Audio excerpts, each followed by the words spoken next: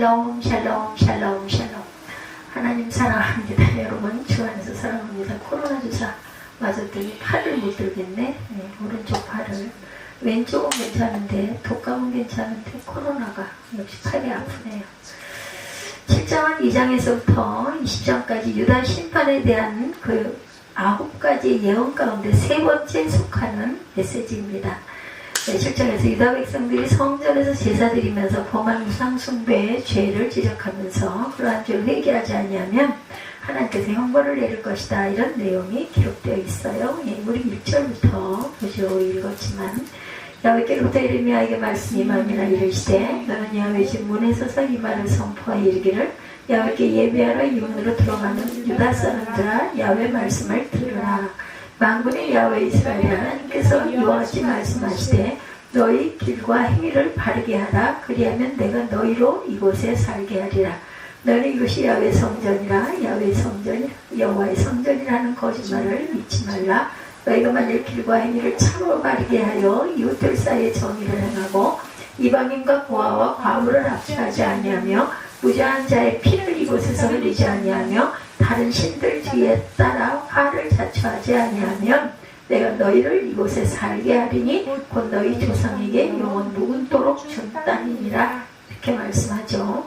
6절에 보면 이방인과 고아와 과부를 압제하지 않고 무죄한 자의 피를 이곳에 흘리지 아니하며 다른 신들 뒤를 따라 화를 자초하지 아니하면 내가 너희를 이곳에 살게 하리니 곧 너희 조상에게 영원 묵도록 준 땅이다. 하나님께서는 이렇게 어린 약한 사람 압제하지 말고, 그리고 다른 우상을 따르지 않으면 내가 너희에게 주기로 한 이 땅에서 영원히 살게 하겠다. 어려운 일이 아닌데, 그죠? 그래서 이 내용입니다. 오늘 참신앙, 참된 신앙. 그런데 전체 34절까지 있죠. 한번 쭉 살펴보도록 하죠. 하나님의 요구와 약속입니다. 길과 행위를 바르게 하라 말씀하죠. 하나님께서는 에르미야 선지자를 통해서 아까 1절에서 7절까지 읽은 내용이 그거죠. 유다 백성이 너희 길과 행위를 바르게 해라 말씀하십니다. 여기서 길과 행위를 바르게 하라는 것은 하나님을 사랑하고 또한 그 사랑의 생활 속에서 그러나 다른 사람들에게 유익을 주라는 뜻이죠. 하나님의 자녀된 성도의 신분에 맞는 그러한 정확한 이해는 성도를 자신의 올바른 그런 그 처신을 위해서 꼭 필요한 사항입니다. 뿐만 아니라 절망을 향해 질주하고 있는 수많은 영혼들을 위해서도 절실하게 요청되는 내용이다. 인생을 허비하는 대부분의 사람들은 올바른 자아인식을 잊어버리고 있기 때문에 헛되이 수고하고 애쓰는 것이라는 것. 성도는 길과 행위를 꼭 바르게 해야 합니다. 하나님의 약속을 의심하지 말아라. 로마서 4장 20절이에요. 믿음이 없이 하나님의 약속을 의심하지 말고 믿음으로 견고하여서 하나님께 뭐래요? 영광을 돌리며. 우리는 세상 사는 게 하나님께 영광되게 살아가는 것이 목적이라는 걸 잊지 맙시다. 또한 두 번째, 오래 참아 약속을 받았느냐. 히브리서 6장 15절이에요. 그가 이같이 오래 참아 약속을 받았느니라 말씀합니다. 성전에 거하게 하셨어요. 우리가 이렇게 성전에서 예배하고 성전에서 살 수 있는 것 큰 축복입니다. 하나님께서는 유다 백성들이 길과 행위를 바르게 하며 성전에 거하도록 하겠다 이렇게 약속하셨어요. 이 말은 유다 백성들이 의로운 삶을 살아간다면 하나님께서는 늘 내가 너와 함께 하겠다라는 약속이시죠. 요셉이 범사에 형통할 수 있었던 근본적인 원인은 그의 신앙과 성실한 삶을 하나님이 인정하시고 그와 함께 해주셨기 때문이다. 하나님이 함께 해주시겠다는 약속은 엄청난 축복입니다. 천지와 만물을 창조하시고 섭리하시는 하나님께서 함께 하시면 모든 일이 형통할 것이다. 야훼께서 성전에 계세요. 그렇죠? 시편 11편 4절입니다. 야훼께서는 그의 성전에 계시고 야훼의 그 보좌는 하늘에 있으며 그의 눈이 인생을 통촉하시고 그의 안목이 그들을 감찰하신다라고 말씀하세요. 인생들을, 그의 눈이 늘 그 인생들을 통촉해 보시고 그의 안목이 그들을 감찰하신다. 야훼께서 가르치시죠. 마가복음 12장 35절에 예수께서 성전에서 가르치실세 대답하여 이르시되 어찌하여 서기관들이 그리스도를 다윗의 자손이라 하느냐 이렇게 말씀하세요. 다윗의 자손이 아니라 하나님이 이 땅에 보내신 성자 하나님 예수 그리스도시죠. 이곳을 거하게 하리라. 하나님은 유다 백성들이 길과 행위를 바르게 하고 이웃들 사이에 공의를 행하고 우상을 섬기지 아니하면 이곳에 거하도록 하겠다. 이렇게 약속하십니다. 이것은 가나안 땅을 가리키죠. 하나님 이스라엘 백성이 지금이라도 회개하고 바르게 살아간다면 바벨론의 침략을 저지하여 이 땅에서 평안히 살도록 하겠다라는 것입니다. 하나님의 사람은 이렇듯 크고 풍성하다. 하나님의 사랑은 또한 마땅히 정죄받고 멸망받아야 할 죄인들이라도 끝까지 참으시고 인내하시고 기다리시다가 그들이 회개하고 돌아오기만 하면 그의 모든 더러움을 씻어주신다. 나와 함께 거하리라. 창세기 30장 20절이죠. 레아가 이르되 하나님이 내게 후한 선물을 주시도다. 내가 남편에게 6 아들을 낳았으니 이제는 그가 나와 함께 살리라 하고 그의 이름을 스불론이라 하였다. 이렇게 말하고 있습니다. 아들의 이름들에게 이런 뜻을 넣어서 이름을 만들었다는 거죠. 돌아와서 거하려는 유다 땅입니다. 이르면 44장 14절에 애국 땅에 들어가서 거기에 머물러 살려는 유다의 남은 자 중에 피하거나 살아남아 소원대로 돌아와서 살고자 하여 유다 땅에 돌아올 자가 없을 것이다. 도망치는 자들 외에는 돌아올 자가 없으리라 하셨느니라. 어때요? 도망치는 자들 외에는 돌아올 자가 없다. 돌아와서 가려는 유다 땅이 그렇다고 이르면 44장 14절에 다시 한번 보죠. 애굽 땅에 들어가서 거기에 머물러 살려는 유다의 남은 자 중에 피하거나 살아남아 소원대로 돌아와서 살고자 하여 유다 땅에 돌아올 자가 없을 것이라. 도망치는 자들 외에는 돌아올 자가 없으리라 하셨느니라. 이렇게 말씀하셨어요. 위선적인 유다의 신앙입니다. 도적의 구별을 보느냐 말씀하죠. 하나님께서는 유다 백성들이 도적질하며 살인하며 간음하며 거짓 맹세하며 바알에게 분향하며 알지 못하는 신들을 쫓으며 성전에 와서 제사를 드리곤 했다. 그들은 성전에 와서 자신들의 구원을 얻었다. 이렇게 말합니다. 이런 유다 백성들의 행동을 하나님께서는 성전이 너희들 눈에는 도적의 구별로 보이느냐 이렇게 책망을 하시죠. 우리 8절부터 보죠. 보라 너희가 무익한 거짓말을 의존하는도다. 너희가 도둑질하며 살인하며 간음하며 거짓 맹세하며 바알에게 분향하며 너희가 알지 못하는 다른 신들을 따르면서 내 이름으로 일컬음을 받은 이 집에 들어와 내 앞에서 말하기를 우리가 구원을 얻었나이다 하느냐. 이는 이 모든 가증한 일을 행하려 함이로다. 내 이름으로 일컬음을 받은 이 집에 너희 눈에는 도둑의 소굴로 보이느냐. 보라 나 곧 내가 그것을 보았노라. 야훼의 말씀이니라. 너희는 내가 처음으로 내 이름을 둔 처소 실로에 가서 내 백성 이스라엘의 악에 대하여 내가 어떻게 행하였는지를 보라. 야훼의 말씀이니라. 이제 너희가 그 모든 일을 행하였으며 내가 너희에게 말하다 새벽부터 부지런히 말하여도 듣지 아니하였고 너희를 불러도 대접하지 아니하였느니라. 그러므로 내가 실로에 행할 길이 너희가 신뢰하는 바 내 이름으로 일컬음을 받은 이 집 곧 너희와 너희 조상들에게 준 이곳에 행하겠고. 실로에서 행했던 것처럼 15절입니다. 내가 너희 모든 형제 곧 에브라임 온 자손을 쫓아낸 것 같이 내 앞에서 너희를 쫓아내리라 하셨다 할지니라. 15절까지예요. 쫓아내겠다라고 말씀하시죠. 하나님께서는 성전이 너희들 눈에 도적의 구별을 보이느냐 이렇게 책망을 하셨어요. 외형으로 나타나는 각종 의식과 행위들은 종교적 삶에 있어서는 필연적인 것이다. 그러나 그러한 형식 자체가 종교의 전부일 수는 없고 종교의 참모습일 수도 없다. 진정한 종교는 본질적으로 인간의 마음속에 있는 생명력 있는 원리나 능력이다. 실제 삶 속에서 종교인답을 다운 삶을 살아야 한다. 거짓 일을 멀리하라. 출애굽기 23장 7절입니다. 거짓 일을 멀리하며 무정한 자와 의로운 자를 죽이지 말라. 이렇게 말씀하죠. 나는 악인을 의롭다 하지 아니하겠노라.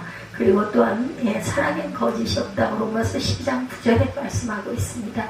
실로에 가서 보라. 하나님께서 유다 백성들에게 실로에 가서 내 백성 이스라엘의 악을 인하여 내가 어떻게 행할 것인지를 보라고 말씀하시죠. 실로는 가나안 그 정복 이래 엘리세스장의 시대까지 하나님 성막과 법궤가 있었던 곳입니다. 실로. 그러나 이스라엘 백성의 범죄로 인해서 법궤는 블레셋에게 뺏기고 실로는 폐허가 됐어요. 이런 역사적 사실을 들어 앞으로 예루살렘도 폐허될 것이다 이렇게 말씀합니다. 성읍을 가리킵니다. 여호수아 18장 1절에 이스라엘 자손의 온 회중이 실로에 모여 거기에 회막을 세웠으며 그 땅은 그들 앞에서 돌아와 정복되었더라 말씀합니다. 열심으로 우상을 숭배했어요. 에리벨 당시 유다 백성들의 아이들과 아비들과 부녀자들은 우상에게 바칠 떡을 만듭니다. 이처럼 당시의 백성들은 공공연하게 그리고 전력을 다해 우상을 숭배할 만큼 타락했다. 하나님께서 허락하신 가나안 땅이 아무리 풍요롭다 할지라도 이스라엘 백성들이 하나님을 버리고 우상을 섬기게 되면 하나님께서도 그들을 버려서 속히 망하게 될 수밖에 없겠죠. 우상 숭배로 인한 멸망은 너무나 철저하고 완전한 파멸이 됩니다. 우상에게 미쳤어요. 예레미야 50장 38절에 가뭄이 물 위에 내려 그것을 멀리 말리리니 이는 그 땅이 조악한 신상의 땅이요 그들은 무서운 곳을 보고 실성하였습니다. 이렇게 말씀합니다. 우상이 가득하다. 이사야 2장 8절 그 땅에서 우상도 가득하므로 그들이 자기 손으로 짓고 자기 손가락으로 만든 것을 경배하였다라고 말하죠. 순종을 원하시는 하나님이에요. 내 목소리를 들으라 말씀하죠. 유다 백성들은 성전에서 제사를 드리면서 더불어 우상을 숭배하는 가증한 죄를 범합니다. 이러한 백성들을 향해 하나님께서는 내 목소리를 들으라 이렇게 말씀하죠. 내가 너희 모든 형제고 에브라임 온 자손을 쫓아낸 것 같이 내 앞에서 너희를 쫓아내리라 하시다 할지니라. 우리가 15절까지 읽었어요. 16절 그런즉 너는 이 백성을 위하여 기도하지 말라. 그들을 위하여 부르짖어 구하지 말라. 내게 간구하지 말라. 내가 내게서 듣지 아니하리라. 너는 그들이 유다 성읍들과 예루살렘 거리에서 행하는 일을 보지 못하느냐. 자식들은 나무를 줍고 아버지들은 불을 피우며 부녀들은 가루를 반죽하여 하늘의 여왕을 위하여 과자를 만들며 그들이 또 다른 신들에게 전제를 부음으로 나의 노를 일으키니라. 이 우상 숭배 야훼 말씀이니라. 그들이 나를 경모하게 하느냐 자기 얼굴에 부끄러움을 자취하니 아니냐. 그러므로 주 야훼께서 이와 같이 말씀하시니라. 보라 나의 진노와 분노를 이곳과 사람과 짐승과 들나무와 땅의 소산에 부으리니 불같이 살라지고 꺼지지 아니하리라 하시니라. 만군의 야훼 이스라엘의 하나님께서 이와 같이 말씀하시되 너 희생제물과 번제들의 고기를 아울러 먹으라. 사실은 내가 너희 조상들의 그 땅에서 인도해 낸 날에 번제나 희생에 대하여 말하지 아니하며 명령하지 아니하고 오직 내가 이것을 그들에게 명령하여 이르기를 너희는 내 목소리를 들으라. 그리하면 나는 너희 하나님이 되겠고 너희는 내 백성이 되리라. 너희는 내가 명령한 모든 길로 걸어가라. 그리하면 복을 받으리라 하였으나 그들이 순종하지 아니하며 귀를 기울이지도 아니하고 자신들의 악한 마음의 꾀와 완악한 대로 행하여 그 등을 내게로 돌리고 그 얼굴을 향하지 아니하였으며 너희 조상들의 애굽 땅에서 나온 날부터 오늘까지 내가 내 종 선지자들을 너에게 보내되 끊임없이 보내었으나 너희가 나에게 순종하지 아니하며 귀를 기울이지 아니하고 목을 굳게 하여 너희 조상들보다 악을 더 행하였느니라. 내가 그들에게 모든 말을 할지라도 그들이 너에게 순종하지 아니할 것이요 내가 그들을 불러도 그들이 내게 대답하지 아니하리니 너는 그들에게 말하기를 너희는 너희 하나님 야훼의 목소리를 순종하지 아니하며 교훈을 받지 아니하는 민족이라. 진실이 없어져 너희 입에서 끊어졌다 할지니라. 너희 머리털을 베어버리고 벗은 산 위에서 통곡할지어다. 여호와께서 그 노하신 바 이 세대를 끊어버리셨습니다. 야훼께서 말씀하시되 유다 자손이 나의 눈앞에 악을 행하여 내 이름으로 일컬음을 받은 집에 그들을 가증한 것을 두어 집을 더럽혔으며 흰놈의 아들 골짜기에 도벳사당을 건축하고 그들의 자녀들을 불에 살랐나니 내가 명령하지 아니하였고 내 마음에 생각하지도 아니하니리라. 그러므로 야훼께서 말씀하시니라. 날이 이르면 이곳을 도벳이라 하거나 흰놈의 아들의 골짜기라고 말하지 아니하고 죽임의 골짜기라 말하리. 이는 도벳의 자리가 없을 만큼 매장했기 때문이라. 이 백성의 시체가 공중의 새와 땅의 짐승에 발될 것이나 그것을 쫓을 자가 없을 것이라. 그때 내가 유다 성읍들과 예루살렘 거리에 기뻐하는 소리, 즐거워하는 소리, 신랑의 소리, 신부의 소리가 끊어지지 아니하리니 땅이 황폐하리라. 망할 거예요. 왜? 우상 숭배와 하나님의 말씀을 온전히 듣고 행하지 않았기 때문에. 하나님의 자녀들은 무엇보다 하나님의 말씀을 먼저 청종할 줄 알아야 되겠다. 청종하기만 할 것이 아니라 지키고 나가야겠죠. 하나님의 자녀들은 무엇보다 하나님의 말씀을 먼저 듣고 하나님의 말씀에 만물을 조성하는 창조력과 생명력이 있다는 것을 깨달아 알아야 되겠다. 어떤 여인? 지혜로운 여인은 그것을 깨달을 줄 압니다. 이것은 성경을 통해 현대를 사는 우리에게도 무한하신 축복과 생명을 약속하는 말씀이고 이 말씀을 믿고 따르는 자에게는 창조사와 동일한 능력과 생명이 임한다는 것을 약속하셔요. 내 말을 들으라. 욥기 29장 21절에도 무리는 내 말을 듣고 희망을 걸었으며 내가 가르칠 때 잠잠하였노라 이렇게 말씀하고 있습니다. 오늘날 그 음성 듣기를 원하노라. 시편 95편 7절입니다. 그는 우리 하나님이시오 우리는 그가 기르시는 백성이며 그의 손이 돌보시는 양이기 때문이라 너희가 오늘 그의 음성을 듣거든 이렇게 말씀하고 있죠. 제사의 진정한 뜻은 하나님께서 이스라엘 백성에게 제사를 드리라고 하신 것은 번제물을 원해서가 아니라 제사 드리는 자의 마음을 원하셨기 때문이다. 내 마음을 드리는 게 아주 중요합니다. 표면적으로 나타나는 교회의 의식이나 고백은 그것이 진정한 마음과 삶의 신앙과 연결되지 못할 때에는 아무런 가치가 없어요. 진정한 종교가 쇠퇴의 길을 걷게 되면 겉으로 드러나는 의식과 행위를 필요 이상으로 강조하려는 성향이 두드러지게 나타납니다. 이는 잘못된 것이다 라고 할 수 있죠. 이새를 제사에 청하라 말씀합니다. 3일상 16장 3절에 이새를 제사에 청하라 내가 네게 행할 일을 가르치리니 내가 네게 알게 하는 자에게 너를 위하여 기름을 부을지니라. 감사로 드리라고 말합니다. 시편 50편 14절에 감사로 하나님께 제사를 드리며 지존하신 이에게 내 소원을 갚으며 말씀하죠. 불순종하는 백성들이에요. 하나님께서는 이스라엘 백성들이 당신이 명한 길을 행할 때 복을 내리실 것을 약속합니다. 그러나 그들은 하나님의 말씀을 청종치 아니하고 자기 악한 죄와 강팍할 대로 행하며 하나님을 멀리했죠. 이런 불순종으로 이스라엘은 하나님의 심판을 받으며 언약관계가 끊어지게 된 거예요. 순종을 기뻐하신 하나님의 뜻을 거역한 유다는 결국 하나님의 진노를 받아 멸망하게 됩니다. 불순종의 아들들이에요. 에베소서 2장 2절 그때 너희는 그 가운데 행하여 이 세상 풍조를 따르고 공중의 권세 잡은 자를 따랐으니 곧 지금 불순종의 아들들 가운데 역사하는 영이라. 무슨 영이겠어요? 악한 영이겠죠. 불의한 자는 그 생각을 버려라. 이사야 55장 7절입니다. 악인은 그의 길을 불의한 자는 그의 생각을 버리고 야훼께로 돌아오라. 그리하면 그가 긍휼히 여기시리라. 우리 하나님께로 돌아오라. 그가 너그럽게 용서하시리라. 7장 결론이죠. 우리가 7장 전체 34절까지 읽으면서 본 내용 7장을 통해서 올바른 신앙의 제사는 어떤 것인가를 알 수 있죠. 유다 백성들처럼 성전에서 제사 드리면서 우상을 숭배하는 이중신앙, 위선적인 신앙이 되어서는 결코 멸망밖에 남는 것이 없다라는 말씀입니다. 7장 1절에서 7절 참된 신앙, 어떠한 가운데서도 미지근한 신앙, 또한 세상과 하나님을 겸하여 섬기는 신앙이 되어서는 결코 안 된다. 오직 우리에게는 하나님 제일 주의로 가장 첫째로 주님만 섬기며 가야 합니다.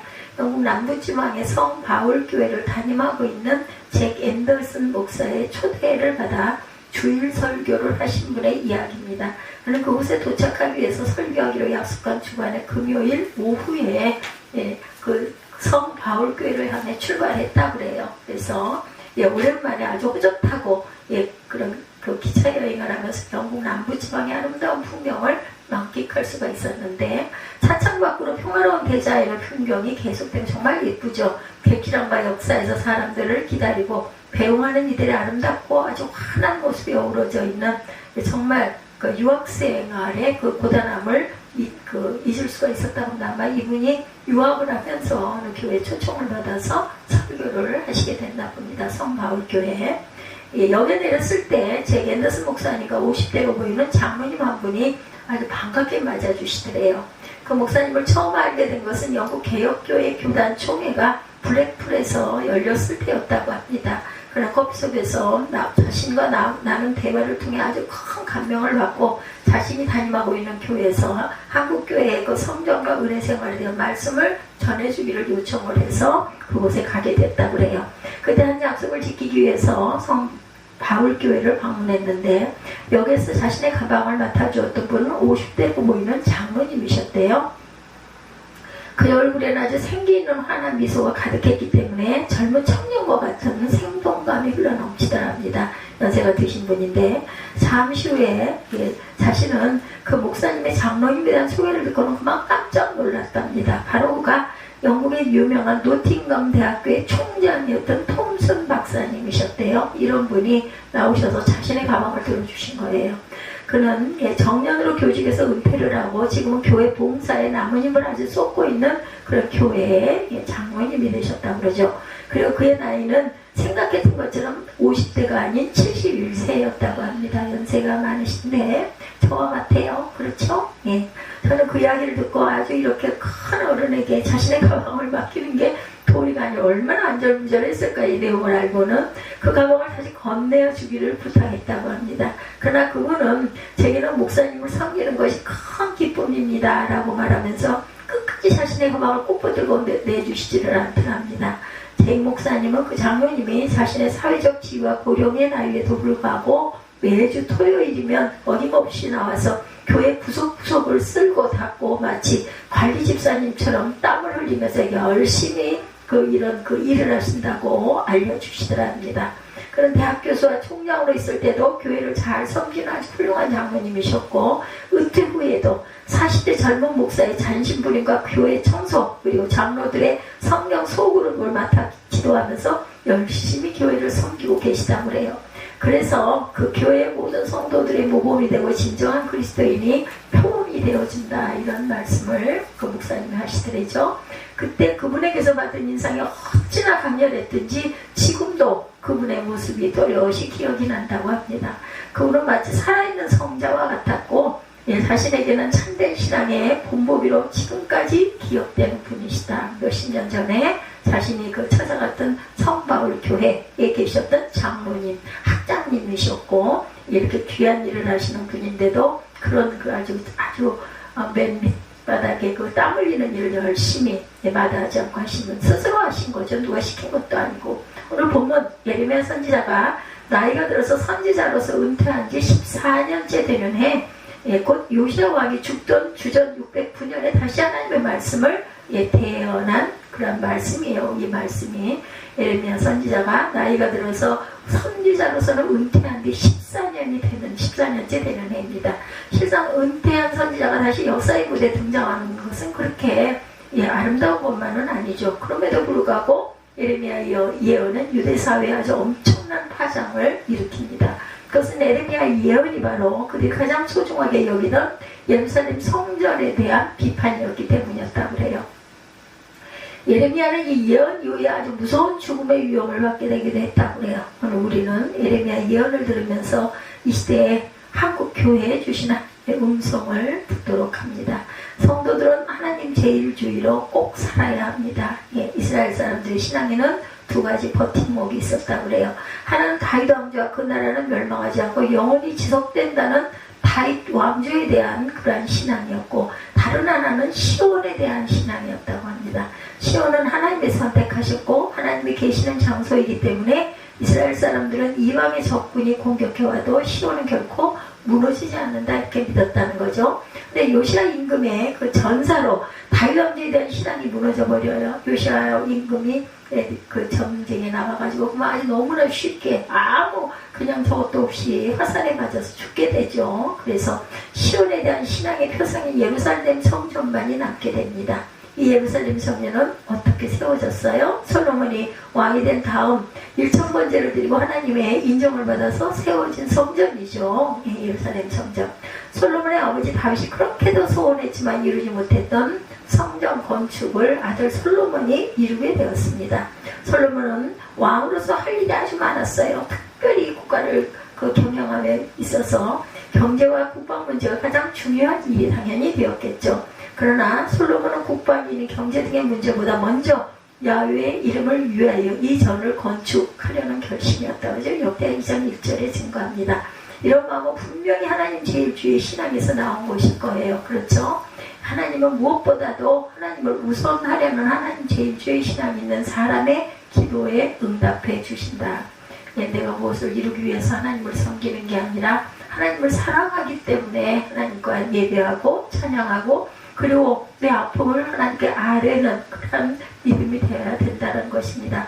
그러므로 하나님 제일주의 신앙을 가지고 성전을 건축한 솔로몬에게 하나님은 큰 약속의 말씀을 주시죠. 내 이름으로 일컫는 내 백성이 그 악한 길에서 떠나 스스로 겸비하고 기도하며 내 얼굴을 구하며 내게 기도하며 내가 하늘에서 듣고 그 죄를 사하고 그 땅을 고칠지라. 역대하 7장 14절입니다. 하나님은 솔로몬이 지은 성전에 나와 회개하고 기도하면 그들의 죄를 사해 주시고 땅을 고쳐주시겠다 이렇게 약속을 하신 거예요. 그 뒤에도 솔로몬은 하나님을 철저히 섬깁니다. 이런 솔로몬의 하나님 제1주의 신앙을 모시고 하나님은 세상에서 제일 큰 복을 그에게 더해 주시죠. 강력한 왕국을 건설하게 해주셨고 많은 물질의 복을 허락해 주셨고 그가 원했던 지혜도 허락해 주셔서 솔로몬과 온 이스라엘 왕국이 큰 영화를 맛보게 됩니다. 이처럼 하나님을 향한 참된 신앙을 가진 사람들은 이렇게 복을 받아요. 그러나 설령 세상에서 가진 것이 아무것도 없다 해도 하나님을 잘 섬기는 것 하나만으로도 이미 큰 복은 받은 것입니다. 그래서 에레미야와 동시에 있었던 선지자였던 하박국 선지자는 나라 안팎의 어려운 상황에도 불구하고 하나님을 늘 찬양하죠. 예, 하박국 3장 17절에서 19절 잘 아는 말씀이에요. 우리 찬양도 많이 하죠. 비록 무화과 나무가 무성치 못하며 포도나무가 열매가 없으며 감람나무가 소출이 없으며 밭에 식물이 없으며 우리의 양이 없으며 외함께나 소가 없다 할지라도 나는 야훼를 인하여 즐거워하며 나의 구원의 하나님을 인하여 기뻐하리로다.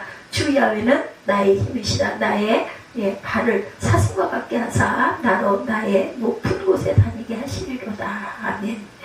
성도들은 이렇게 바른 삶을 살아야 한다. 누구처럼? 하박국 선지자처럼.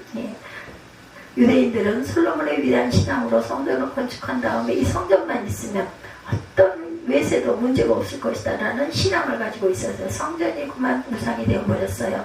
하나님이 예루살렘 성전에 계시기 때문에 이 성전은 안전과 평화와 번영을 한다고 믿었으나 그들의 실질적인 신앙 상태는 말이 아니었죠. 그 신앙 상태가 그들은 하나님 외에 다른 우상신을 더욱 열심히 섬기고 있어요. 하나님도 섬기고 예배는 드려요. 그런데 우상에게 열심히 턱해놓고 빌고 그저 섬기죠.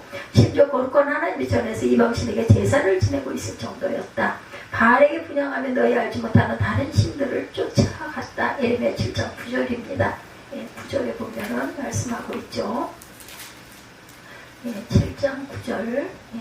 너희가 도둑질하며 살인하며 간음하며 거짓 맹세하며 바알에게 분향하며 너희가 알지 못하는 다른 신들을 따르면서 내 이름으로 일컬음을 받은 이 집에 들어와 내 앞에 서서 말하기를 우리가 구원을 얻었나이다 하느냐 이는 이 모든 가증한 일을 행하려 함이로다. 내 이름으로 일컬음 받은 이 집이 너희 눈에는 도둑의 소굴로 보이느냐 보라. 곧 내가 그것을 보았노라. 야훼 말씀이니라. 이렇게 해서는 안 돼요. 그죠? 그것은 온전한 예배도 아닐 것이며 하나님을 섬기는 그런 사람도 아닌 거죠. 그래서 정말 우리는 상상도 못할 일들을 이스라엘 사람들은 그 당시에 저지르고 있었다. 그러나 우리는 당시 이스라엘 사람들과 똑같은 죄악에 빠져 있지는 않은지 돌아볼 줄 알아야 한다. 비록 교회 나와 예배를 드리고 있지만 때로 우리의 삶에 하나님보다 우선되는 것들은 있지 않은지 그렇죠. 어떤 것에 빠져가지고 거기에 몰두하고 있지는 않은지 하나님보다 물질이 우선이고 신앙보다 또한 과학이 우선이고 경건보다는 쾌락이 우선이 되고 있지는 않은지 우리가 돌아볼 줄 알아야 합니다. 당시 이스라엘 사람들이 바알을 우상으로 섬겼다면 혹시 우리는 재물과 또한 과학과 쾌락을 우상으로 섬기고 있지는 않은지도 조심스레 살펴볼 줄 알아야 되겠다. 그러면서 교회에 나와 예배드리면 구원을 이미 따놓은 것이다 하고 자기 착각에 빠져서 살고 있지는 않은지 천국은 무조건 갈 수 있는 것이다 이렇게 생각하고 있지는 않은지 우리가 사모하기는 해야 돼요. 그렇지만 내 모습이 어떠한지를 돌아볼 줄 알아야 되겠다. 유대인들이 이것이 야훼 전이라고 주문을 외우듯 하나님의 전만 있으면 된다고 생각하고 그들의 삶은 엉망이었듯이 우리 또한 교회에 나오면 된다고 생각하고 우리의 삶은 도무지 그리스도인답지 못한 삶을 살아가고 있지는 않은지 결코 참된 신앙일 수가 없죠. 이런 신앙, 이런 마음은 삶에서 열매를 맺지 못하는 신앙은 기복신앙이고 미신적 신앙에 불과하며 하나님을 향한 참된 신앙은 우리의 삶을 통해 드려지는 예배가 되어야 한다. 그러므로 하나님께서는 선지자 예레미야를 통해 너희 길과 행위를 바르게 하라. 예레미야 7장 3절에 말씀하고 계십니다. 이 세상은 거짓과 허위와 권모술수가 난무하는 세상이어서 바르게 산다는 건 정말 어려운 거죠. 하나님의 경쟁사회에 살아남기 위해 부정적인 방법으로라도 남보다 앞서려고 난리를 칩니다. 살벌한 생존 경쟁에 뒤떨어지면 안 된다는 생각에 모든 사람이 다 경쟁자입니다. 심지어는 적으로 여기기도 하죠. 이런 경쟁 속에서 살아가는 현대인들은 한순간도 편안함을 누리지 못하고 극대의 긴장 속에서 숨 죽이며 살아가요. 정의와 평화는 사라져버리고 오직 남을 이기기 위한 전술과 전략만이 가득하다. 말 그대로 살벌하고 각박한 사회가 되어버렸어요. 그러나 우리 그리스도인들은 이 시대를 본받지 말고 오히려 더욱 바르고 정직하게 살아가야 되겠다. 이것이 하나님 보시기에 합당한 예배를 드리는 자의 모습입니다. 하나님이 원하시는 영적 예배는 우리의 삶을 어떻게 거룩한 산 제사로 드리는 것이다. 로마서 12장 1절입니다. 예, 주일 아침 교회에서 드리는 1시간의 예배가 아니라 교회 밖에서 정직하고 바른 모습으로 하나님께 영광 돌리는 삶이 바로 거룩한 산 제사가 된다라는 것. 성전 하나님을 예배하고 그런 삶은 위선적으로 가득 차 있는 사람, 예, 그 사람은 회칠한 무덤과 별다를 바가 없다. 똑같은 외식하는 사람, 하나님 외식하는 제 예배를 받지 않으세요. 하나님은 거룩한 산 제사로 자신의 몸을 의의 병기로 하나님께 드린 자의 예배를 받아주신다. 하나님 이렇게 예배하는 자들을 지금도 이 순간도 찾고 계시다. 어떤 그 집사님이 인천공항 건설 때 전기 부문을 담당하게 되었다고 그래요. 그 집사님이 공사에 쓰는 자재를 조금씩만 빼도 수억의 이익을 챙길 수 있었지만 그 유혹을 뿌리치고 자신의 신앙을 지켜가며 철저히 설계에 의해서만 공사를 진행했다고 합니다. 설계대로 진행하다 보니 전혀 이익이 남을 것 같지 않은 그러한 그 사업이었다고 그래요. 그 일 자체가. 그러나 그럼에도 불구하고 그는 정직하고 바르게 공사를 추진합니다. 이와 같은 모습이 하나님이 찾으시는 참된 예배자의 모습이죠. 이것이 곧 영적 예배의 연장이다. 하나님이 이렇게 예배하는 자를 찾고 복을 주신다라는 것. 공항의 전기를 맡아 일하던 그 집사님도 이 공사를 통해 신뢰를 얻어서 이후에 그의 사업이 더 번창하게 되는 계기가 되었다고 그래요. 성도들은 또한 이웃을 사랑해야 합니다. 에레미야 선지자 시대에 이스라엘은 고아와 과부와 나그네들 사회적 약자를 돌보지 못하고 오히려 무시하고 천대했다고 그러죠. 본래 출애굽한 이스라엘에게 하나님께서는 고아와 과부 그리고 나그네를 소홀히 대하지 말라고 거듭거듭 말씀하세요. 출애굽기 22장 22절, 신명기 1장 18절, 14장 29절, 16장 11절에 증거합니다. 왜냐하면 이스라엘이 애굽에 있을 때 그들도 나그네였기 때문이에요. 그러나 이스라엘은 하나님의 말씀을 거역하고 오히려 그들을 홀대하고 짓밟기까지 했다. 이러한 이스라엘을 향해서 하나님의 예레미야를 통해 다시 한번 명령하십니다. 6절이죠. 이방인과 고아와 과부를 압제하지 말며 무죄한 자의 피를 이곳에서 흘리지 아니하며. 계속된 하나님의 경고에도 불구하고 이스라엘의 죄악은 그치지 않았고 결국 선지자 예레미야를 통해 하나님의 무서운 심판의 말씀이 떨어지게 됩니다. 우리나라에 들어온 외국인 노동자가 이제 30만 명이 이른다고 그래요. 그들은 가난한 제3세계에서 돈을 벌기 위해서 이 땅에 들어온 나그네들이죠. 우리나라 사람들도 과거에 중동과 독일 등지로 돈을 벌기 위해 많은 사람들이 타국에서 나그네로 살았던 적이 있었어요. 이민 가려고 얼마나 어려움을 썼습니까? 지금도 많은 사람이 일본과 미국에 불법으로 체류하며 생활하고 있다고도 합니다. 과거의 기억과 지금의 우리 현실을 생각하면 이 땅의 외국인 노동자들에게 잘 대어줘야 할 텐데 실상은 그렇지가 못하다는 거죠. 우리나라 기업들 가운데, 기업주들 가운데 외국인 노동자들을 열악한 작업 조건 속에서 마구 부려먹고 사고로 몸을 상하면 아무런 대책도 없이 길거리로 내쫓아버리는 일들이 비일비재하다고 하죠. 또한 불법 체류자들의 약점을 이용해서 그들을 마치 노예처럼 부리고 있는 악덕 기업주들도 많다고 해요. 고발한다 뭐 이런 그 흐름쪽으로 와가지고 인력을 착취한다는 거죠. 시간도 착취하고. 그들은 우리가 사랑하고 돌봐줘야 할 이웃이다. 그들은 이 시대의 고아와 과부고 나그네입니다. 우리는 하나님의 명령대로 그들을 힘껏 도울 줄 알아야 되겠다. 이것이 바로 이웃사랑이죠. 우리 교회가 외국인 노동자 선교에 힘쓰고 있으며 그 열매를 거두고 있는 것 모두가 큰 자랑이지만 그러나 이것으로 끝이 나서는 안 되겠다. 계속해서 그들을 따뜻이 대해주고 많은 관심을 보여주고 실제적인 그들의 필요를 채워주기 위해 노력해야겠다. 근데 멀리 있는 사람보다는 내 이웃, 그저 내 형제 자매, 가장 약한 사람들, 어려운 사람들을 품어줄 줄 알아야 되겠다. 그래서 제가 백이동 703호 그 권사님을 굉장히 마음에 감사로 기쁨으로 생각을 합니다. 그 뭐 알겠어요. 얼굴도 모르는 사람인데도 불구하고 그 딱한 사정을 끝까지 책임지고 이끌고 가는 그런 마음과 하나님도 실천을 하고 가는 것이죠. 이렇게 살아가는 것이 바로 예배의 연장이고 참 신앙인의 모습이다. 또한 울릉도에서 문둥병 환자들을 위해 평생을 보내셨던 그 이일선 목사님, 우리가 살아갈 수는 없다 하더라도 이웃을 돌보는 삶의 체질화가 되어야 할 것이다. 이기적인 모습을 벗어버리고 이웃을 위한다는 것이 정말 어려운 일이지만, 그러나 참된 예배를 드리는 자는 반드시 이웃을 돌볼 줄 알아야 된다. 오늘날 한국교회가 듣는 여러가지 비판은 오히려 아직까지도 한국교회에 대한 사회의 기대가 크다는 반증일 수 있다는 것, 또한 생각해야 합니다. 한국교회가 이 사회의 진정한 빛과 소금이 되어서 우리 어려운 이웃을 돕기를 원할 때 교회를 향한 사회의 공신력이 또한 회복될 것이라는 것. 인간은 모두 평등하고 가난한 아이들에게도 똑같은 교육의 혜택을 주어야 한다고 주장해서 사랑의 교육자로 불리는 페스탈로치 그 선생님 묘비에 이런 글이 새겨져 있다고 해요. 이 페스탈로치 그 묘비 선생님의 이야기는 제가 초등학교 때 들은 내용이기도 합니다. 모든 일을 남을 위하여 하고 자신을 위하여는 아무것도 하지 않는 사람이었다. 묘비에 이렇게 쓰여 있다고 그래요. 정말 그는 가난한 아이들 위하여 철저히 헌신한 사람이었습니다. 후에 우리의 삶에 대하였을 때 묘비는 어떤 문구가 새겨졌을까요? 우리는 단 한 번뿐인 인생을 통해 이기적으로 자신만을 위해 살기보다는 그리스도의 사랑을 체험한 자로 어려운 이웃을 돌보고 그들에게 예수의 사랑을 나누어 주면서 살아야 되겠다. 참된 신앙생활은 하나님을 뜨겁게 사랑하고 바른 삶으로 하나님께 영광을 돌리고 이웃을 돌보며 예수의 사랑을 몸으로 실천하고 돌보는 그런 생활이죠. 우리 모두가 이런 신앙생활을 할 때 하나님이 세우신 참된 교회를 이루어 나갈 수 있을 것입니다. 참된 신앙생활을 통해 하나님께 영광을 돌리는 성도들이 하나 둘 늘어날 때 한국교회는 또 한 번 놀라운 부흥을 맞게 될 것이라는 것을 잊지 않는 저와 여러분들이 되시기를 주님의 이름으로 축복합니다.